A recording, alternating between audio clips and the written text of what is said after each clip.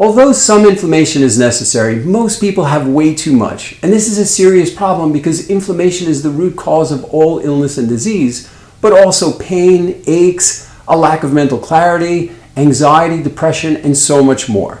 Now, of the leading causes, stress is one of them. And in fact, many people notice they'll lose weight once they start a regular practice of meditation and not understand why. And the reason is because they're lowering their cortisol and lowering their inflammation. Now, I know many people think that they can't meditate, and for that I have a free webinar link below that can help you to reverse the typical problems that most people have with a couple of hacks that I've learned in 20 years of teaching meditation. And the second biggest cause of inflammation is diet, particularly the standard American diet. Now, just to go through a list of the most inflammatory foods, the first is white and wheat flour.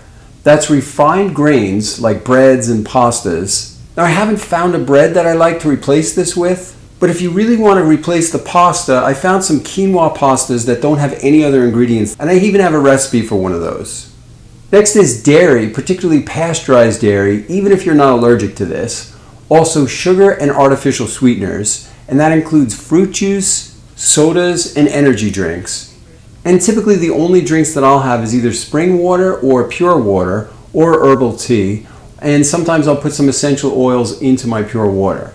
Now, next is processed foods, and this includes packaged foods, pre-prepared foods, processed meats, and just about anything that isn't grown in nature. Next is fried foods and trans fats, as well as vegetable oils and anything cooked in vegetable oils. One of the leading causes of inflammation is way too much omega-6 fatty acids from vegetable oils, conventional meats, and processed meats. The omega-6 to omega-3 ratio should be 3 to 1, and in many of these foods, they're upwards of 30 to 1. So that's why many people are taking omega-3 fatty acids now. Next is MSG, high amounts of caffeine, and alcohol.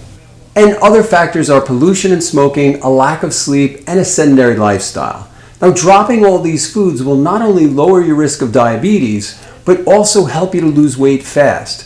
And if you want to know more about losing weight, I have a free webinar below on what's called obesogens. These are toxins in your food, in your environment, and in your home that cause you to gain weight regardless of what you're eating.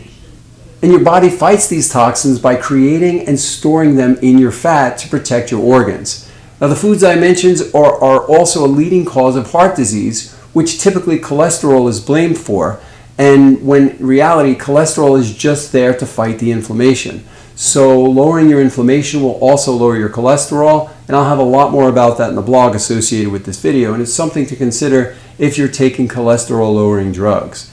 Now, if you're looking to lose weight or just turn your health in a positive direction, my online seminars offer full meal plans, video recipes, exercise videos you can do at home in under 15 minutes, how to balance your hormones, detox, and so much more. There's a free webinar link below that you can get started on detoxing obesogens, which are toxins that you ingest every day that are stored in your fat.